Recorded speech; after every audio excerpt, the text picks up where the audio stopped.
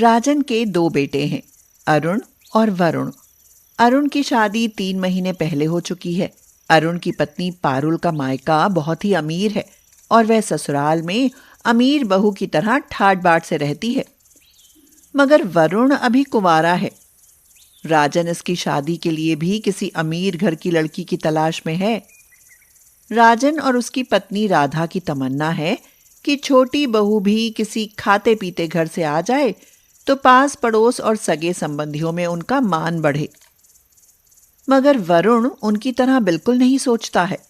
वह अपनी पसंद की लड़की से शादी करना चाहता है। साथ ही उसने अपने लिए एक लड़की पसंद भी कर ली है। वरुण नेहा से बहुत प्यार करता है और उसी से शादी करना चाहता है।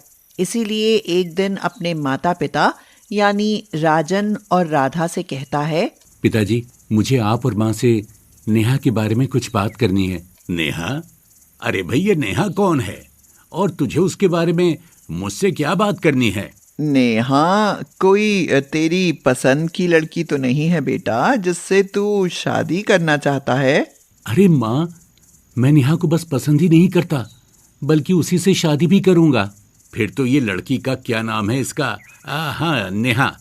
बड़ी बहू पारुल की तरह किसी बड़े अमीर परिवार से होगी बेटा। अरे नहीं पिताजी, वो तो एक गरीब किसान की बेटी है, पर है बहुत ही सुंदर, शांत और गुणवती। देखिएगा, आप सबको बहुत पसंद आएगी।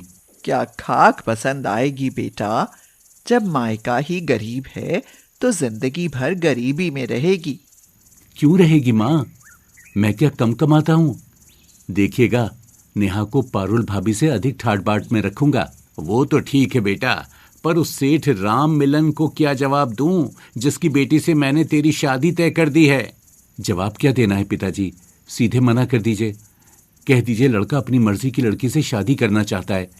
आजकल अपनी मर्जी की लड़की से शादी करना तो ट्रेंड बन गया है। यह सुनकर राजन और राधा दोनों चुप्पी साध लेते हैं और फिर बड़े भाई वरुण तक बात पहुंचती है तो वह भी इस शादी के पक्ष में ही बोलता है। अरे आप इतने नाराज क्यों होते हैं पिताजी? वरुण को अगर नेहा पसंद है तो करा दीजिए ना उसकी शादी। पर बेटा, वह एक गरीब किसान की बेटी है, भला अमीर ससुराल में कैसे निभेगी? अरे माँ, तुम भी कैसी सोच रखती हो? लड़की का मायका गरीब है या अमीर, उससे हमें क्या लेना देना? शादी के बाद उसे रहना तो ससुराल में है ना, और ससुराल अमीर है ही, फिर वो गरीब कैसे रही? पति की कमाई पर खूब मजे से रहेगी। जब अरुण भी इस शादी पर अपनी मोहर लगा देता है तो समझो शादी पक्की हो जाती है, क्योंकि राजन और राधा भी उसकी बात मान जाते हैं। मगर पारुल जब घर में अपनी गरीब देवरानी के आने की बात सुनती है तो उसे अपने अमीर मायके पर घमंड होने लगता है और वह देवरानी के आने से पहले ही उस पर ताने सुनाने लगती है। राम झूठ ना बुलवाए मम्मी जी, गरीब देवरानी आएगी तो आपके लिए उपहार में प्याज टमाटर ही लेकर आएगी, क्योंकि एक गरीब किसान की बेटी और ला भी क्या सकती है। बस कर बहू, अपनी देवरानी के घर में पैर रखने से पहले ही ऐसे ताने मारने का भला क्या मतलब है? वरुण ने गरीब लड़की पसंद की है तो कुछ तो गुण देखे ही होंगे उसमें। राम झूठ ना बुलवाए मम्मी जी, रूप रंग पर मर गए होंगे देवर जी। आप नहीं जानती, ये गरीब लड़कियां अमीरों को ऐसे ही फांस लेती हैं। चुप कर बड़ी बहू, मैं अपनी छोटी बहू के बारे में ऐसा वैसा कुछ भी बर्दाश्त नहीं कर सकती, समझी? राम झूठ ना बुलवाए मम्मी जी, मैं तो चुप कर लूंगी, पर आप लोग एक गरीब गवार को अपने घर की बहू बनाकर बहुत पछताएंगे, देख लेना। हाँ, हम पछताएं या ना पछताएं, पर तू अपने काम से काम रखना।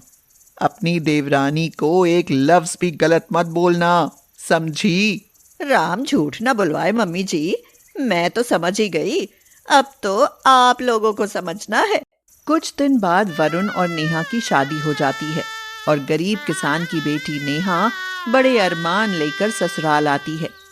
मगर गृह प्रवेश से पहले ही उसकी घमंडी और मूर्ख जेठानी उसे ताने सुनाने पर उतर आती है। राम झूठ ना बुलाए देवर जी, हमारी देवरानी ने लहंगा तो बहुत महंगा पहना है, जरूर तुमने ही खरीद कर दिया होगा, वरना इसके गरीब मायके वालों की ऐसा लहंगा खरीदने की औकात ही कहाँ है। भाभी, आप भी ये कैसी बातें करने लगी? गृह प्रवेश पर ध्यान दो ना। बड़ी बहू, अपनी हद में रहो। कुछ भी ऊंच नीच बोला तो अच्छा नहीं होगा। तेरी तरह यह भी हमारी बहू है। अरे अब फालतू की बहस करना छोड़ो और बहू को अंदर लेकर जाओ। राम झूठ ना बुलवाए बाबूजी, सच कहने का तो जमाना ही नहीं रहा। मैं भला अपनी देवरानी से क्यों जलने लगी। आओ देवरानी जी, अंदर चलो। नेहा किसी अमीर घर से होती तो शायद पारुल उसे कुछ कहने की हिम्मत ना करती, मगर देवरानी थी गरीब घर से और पारुल को गरीब लोगों के साथ उठना बैठना बिल्कुल पसंद ना था। ऐसे में उसका नेहा से जलना स्वाभाविक ही था। वैसे भी वह उन अमीरों में से थी जो खुद की नाक ऊंची रखने के लिए गरीब की नाक काटने से परहेज नहीं करते। जब बात बहू की पहली रसोई बनाने की आई तो राधा कहती है, बेटी, आज तेरी पहली रसोई की रस्म है। आज तुझे सबके लिए खाना बनाना है। ठीक है माँ जी। राम झूठ ना बुलवाए देवरानी जी, तुझे चटनी रोटी बनाने के सिवा और तो कुछ बनाना आता नहीं होगा। लगता है आज तो हमें तेरे हाथ की देसी चटनी और सूखी रोटियां खाकर ही पेट भरना होगा। बड़ी बहू, देसी चटनी रोटी खाना क्या बुरा है? आधे से ज्यादा दुनिया को चटनी रोटी भी नसीब होना मुश्किल है। तुझे अमीरों वाला खाने का ज्यादा ही शौक है तो होटल से मंगा कर खा। नेहा बहू, बेटी जा, तुझे जो भी पसंद हो बना। हाँ बेटी, तू जो भी बनाएगी हम वही चाव से खा लेंगे। आखिर तू हमारी लाडली बहू जो है। सास ससुर का ऐसा निश्चल प्यार देखकर नेहा का मन प्रसन्न हो जाता है और वह अपनी पहली रसोई में ताज़ा घर के बने पनीर की सब्जी, मेथी वाले पराठे बनाती है और उन्हें घर के ताज़ा मक्खन और छाछ के साथ परोसती है। उसके बनाए शुद्ध देसी खाने का स्वाद सबको बहुत पसंद आता है। सास राधा कहती है, अरे बहू, ये चटनी रोटी तो नहीं, ये तो किसी शाही रेस्टोरेंट का खाना लगता है। ये तो होटल से भी अच्छा खाना है माँ। पर ये सब कैसे बहू? ये पनीर, मक्खन और छाछ मोल के तो लगते नहीं हैं। ये सब मैं घर से बनाकर लाई हूँ बाबूजी। मुझे घर के शुद्ध दूध से छाछ, मक्खन और पनीर बनाना बहुत अच्छे से आता है। राम झूठ ना बुलवाए देवरानी जी, गांव की गवार को इन सब चीजों के सिवा और बनाना भी क्या आएगा। तू तो चुप ही रह अमीर बहू, आराम से खाना खा। क्यों भाभी, तुम तो कह रही थी कि ये तो देसी चटनी रोटी बनाने वाली बहू है। अब बोलो। ताने मारने से बाज आओ पारुल, अब नेहा भी तेरी तरह इस घर की बहू है, समझी? राम झूठ ना बुलवाए जी, पर अमीर अमीर ही होते हैं और गरीब गरीब ही। हाँ। उस दिन सब ने गरीब देवरानी के खाने की बढ़ चढ़कर तारीफ की तो पारुल जल भुनकर रह गई और उसके मन में नेहा के लिए और अधिक जलन पैदा हो गई। फिर कुछ दिन बाद वरुण नेहा के लिए सुंदर साड़ियां और अन्य ड्रेस लेकर आता है। वरुण कपड़े नेहा को दिखाते हुए कहता है, अरे नेहा, ये साड़ियाँ और कुछ सूट हैं, इन्हें देख लो और जो पसंद हो रख लो। साड़ियां तो बहुत ही सुंदर है बेटा, बहू पहनेगी तो राजरानी लगेगी। बहू, कर लो पसंद बेटी। पारुल वरुण और राधा की बातें सुनती है तो उसे गरीब नेहा पर ताने कसने का मौका मिल जाता है। भला वह मौका कैसे चूकने वाली थी। साड़ियां और सूट देखकर कहती है, राम झूठ ना बुलवाए देवर जी, साड़ियां और सूट तो अच्छे हैं, पर इतने महंगे कपड़े भला इस गरीब पर कैसे जमेंगे। बहू, अपनी सलाह को अपने पास ही रखो। नेहा तुमसे ज्यादा खूबसूरत है, फिर इस पर कपड़े क्यों नहीं जचेंगे। राम झूठ ना बुलवाए मम्मी जी, मेरा मतलब ये बिल्कुल भी नहीं है। मैं तो बस यही कहना चाहती हूँ कि नेहा गरीबी में पली बड़ी है। गरीबों को मॉडर्न साड़ियाँ और सूट पहनना भला आता ही कब है। दीदी ठीक कहती है माँ जी, मैं तो सादे कपड़े ही पहनना पसंद करती हूँ। मैं जो सस्ती साड़ियाँ और सूट मायके से लेकर आई हूँ उन्हीं को पहनकर खुश हूँ। बहू, तुम यह क्या कह रही हो बेटी? सही तो कह रही हूँ माँ जी, क्योंकि दिखावे से कोई बड़ा थोड़ी ना बन जाता है। आदमी बड़ा अपने गुणों और संस्कारों से बनता है। इसलिए वरुण जी, प्लीज इन महंगी साड़ियों और सूटों को मुझ पर मत ला दिए। वरुण नेहा को अच्छी तरह समझता था और वह जानता था कि नेहा शुरू से ही सादा जीवन और ऊंचे विचारों में विश्वास रखती है। इसीलिए वह नेहा की बात का मान रख लेता है। इसके साथ ही राधा भी बहू के ऐसे ऊंचे विचार सुनकर मन ही मन उसकी प्रशंसा किए बिना नहीं रहती। अच्छा हुआ मेरे बेटे ने नेहा जैसी लड़की पसंद की। कहीं अमीर लड़की से शादी करके घर लाता तो वह भी इस घमंडी और ईर्ष्यालु पायल जैसी निकलती और घर में संस्कारों का बीज तो कभी पनपता ही नहीं। धन्य हो गई मैं नेहा जैसी बहू पाकर। हाँ, समय बीतता जाता है और पारुल ऐसे ही बात बात पर नेहा को हमेशा नीचा दिखाने की ताक में रहती है। फिर कुछ दिन बाद करवा चौथ का त्योहार आ जाता है और राधा की दोनों बहुएं करवा चौथ का व्रत रखती हैं। राधा एक बहू में सादगी, श्रद्धा और विश्वास देखती है तो दूसरी बहू में दिखावा, घमंड और जलन। दोनों बहुओं के मायके से उपहार के रूप में तरह तरह का सामान आता है। अमीर बहू पारुल के मायके से महंगी साड़ियां, कपड़े, गहने, फल, ड्राई फ्रूट्स और न जाने क्या क्या सामान आता है। मगर गरीब बहू नेहा के मायके से सस्ते कपड़े, घर का घी, गुड़, कुछ सब्जियां और फल ही आते हैं। सोने चांदी के गहने देने की तो नेहा के मायके वालों की औकात ही कहाँ थी। बस यह देख पारुल को अपनी देवरानी को नीचा दिखाने का मौका मिल जाता है। वह नेहा पर ताना मारते हुए कहती है, राम झूठ ना बुलवाए मम्मी जी। मेरे मायके से तो आप सबके लिए महंगे महंगे कीमती उपहार आए हैं। ये देखो, आपके लिए बनारसी साड़ी और प्योर सोने का डायमंड जड़ित नेकलेस भी है। आदमी का मान सम्मान और प्यार गहनों से क्यों तोलती हो बहू? राम झूठ ना बुलवाए मम्मी जी। मैं तो बस बता रही हूँ कि अगर देवरानी भी मेरी तरह अमीर घर से होती तो आपके लिए ऐसे ही कीमती उपहार आते। पारुल की यह बात सुनकर नेहा को बुरा तो लगता है, मगर वह दुखी बिल्कुल नहीं होती है। वह धैर्य रखते हुए पारुल को बड़े प्यार से समझाती है। दीदी, मेरा मायका गरीब है तो कीमती कपड़े और गहने कहाँ से आए? उन्होंने जो दिया है वह भी बड़ी मुश्किल से जुटाया होगा। इसलिए प्लीज मेरे मायके पर ताने देना बंद करो। पारुल बहू, अमीरी का इतना घमंड मत करो। अमीरी तो धूप छाव की तरह होती है, कभी एक जगह टिकती है भला। इसीलिए अपनी ईर्ष्या को भूलकर अपनी देवरानी से प्यार करना सीखो। राम झूठ ना बुलवाए मम्मी जी।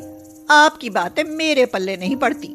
मैं तो बस इतना जानती हूँ कि अमीर हमेशा अमीर ही रहता है और गरीब रहता है गरीब। दीदी, इतना घमंड भी मत करो। समय कब बदल जाए पता नहीं चलता। पारुल को सब समझाते हैं, मगर उसका घमंड हमेशा 7वें आसमान पर ही रहता है। समय बीतता जाता है और फिर अचानक पारुल का समय भी बदल जाता है। पिता अचानक से गुजर जाते हैं और भाई विनय का कारोबार नुकसान में चला जाता है। जिस घर की अमीरी के कारण पारुल घमंड में चूर रहती थी, उसी घर में खाने के लाले पड़ जाते हैं। सब बर्बाद हो गया पारुल बहन। महल जैसा घर कर्ज में चला गया और अब इस छोटे से घर में गुजारा करना पड़ रहा है। अरे, ये तो बहुत बुरा हुआ भाई। पर तुम कोई और व्यापार क्यों नहीं कर लेते? यहाँ तो खाने के लाले पड़े हैं, फिर व्यापार के लिए पैसा कहाँ से आए? कोई रिश्तेदार भी तो नहीं है जो मदद कर सके। यह सुनकर पारुल को अचानक ही ऐसा लगता है कि मानो वह आसमान से जमीन पर आ गिरी हो। उसका सारा घमंड चूर चूर हो जाता है और अपनी सास व नेहा की बातें याद आने लगती हैं। फिर वह ससुराल लौट आती है और उस दिन के बाद चुपचाप सी रहने लगती है। अब वह नेहा पर ताने मारना भी बिल्कुल बंद कर देती है और इस तरह अगले साल का करवा चौथ का त्योहार आ जाता है और उस दिन पारुल उदास मन से सोचने लगती है, मैं भी कितनी मूर्ख थी। अपनी प्यारी सी देवरानी को नीचा दिखाने के लिए अपनी अमीरी पर कितना घमंड करती थी, पर अब तो मेरा मायका नेहा के मायके से भी गरीब हो गया। भला इस करवा चौथ पर मायके से आ ही क्या पाएगा। उधर पारुल के मायके में गरीबी आ जाती है तो नेहा के मायके में अचानक ही बहुत सारा धन आ जाता है। नेहा के पिता जिस जमीन पर खेती करके परिवार का गुजारा तक न कर पाते थे, अचानक ही वह जमीन इंडस्ट्रियल डेवलपमेंट के चलते करोड़ों में बिक जाती है। और इस करवा चौथ पर नेहा के मायके से जो उपहार आते हैं उन्हें सब देखते ही रह जाते हैं, मगर पायल का सिर झुका जाता है और साथ ही उसकी आंखों से आंसू बहने लगते हैं। उसे इस तरह दुखी देख नेहा का बड़ा भाई मोहित पारुल से कहता है, बहन निराश ना हो, रो मत। मैं तेरे लिए भी उतने ही उपहार लेकर आया हूँ जितने नेहा के लिए। आखिर तुम दोनों मेरी बहनें ही तो हो। राम झूठ ना बुलवाए भाई, मैं तो इस करवा चौथ पर मायके की सोच कर निराश ही हो गई थी। अरे जब तुम मेरी बहन हो तो क्या मेरा घर तेरा मायका नहीं है क्या? और विनय भी तो मेरा भाई तो हुआ। राम झूठ ना बुलवाए भाई, तुम विनय को कैसे जानते हो? मेरे कारण दीदी। मुझे जब पता चला कि तेरे मायके में गरीबी और मेरे मायके में अमीरी आ गई है, तब मैंने मोहित को तेरे घर भेजा और विनय भाई की मदद की और तेरी करवा चौथ के मेरे बराबर उपहार लाने को कहा। और अब विनय का कारोबार भी फिर से शुरू हो गया है। यह सुनकर पारुल को तो जैसे नई जिंदगी ही मिल जाती है। साथ उसकी ससुराल वाले नेहा पर फकर करते नहीं थकते। राधा कहती है, अब तो समझ गई ना बहू कि पैसा किसी का सगा नहीं होता। सगे तो रिश्ते होते हैं जो दुख सुख में काम आते हैं। राम झूठ ना बुलवाए मम्मी जी, आज से मैं नेहा को अपनी छोटी बहन जैसी समझकर इसे खूब प्यार दूंगी। हाँ। यह सुनकर सब बड़े खुश होते हैं और उस दिन के बाद नेहा और पारुल सगी बहनों की तरह रहने लगती हैं।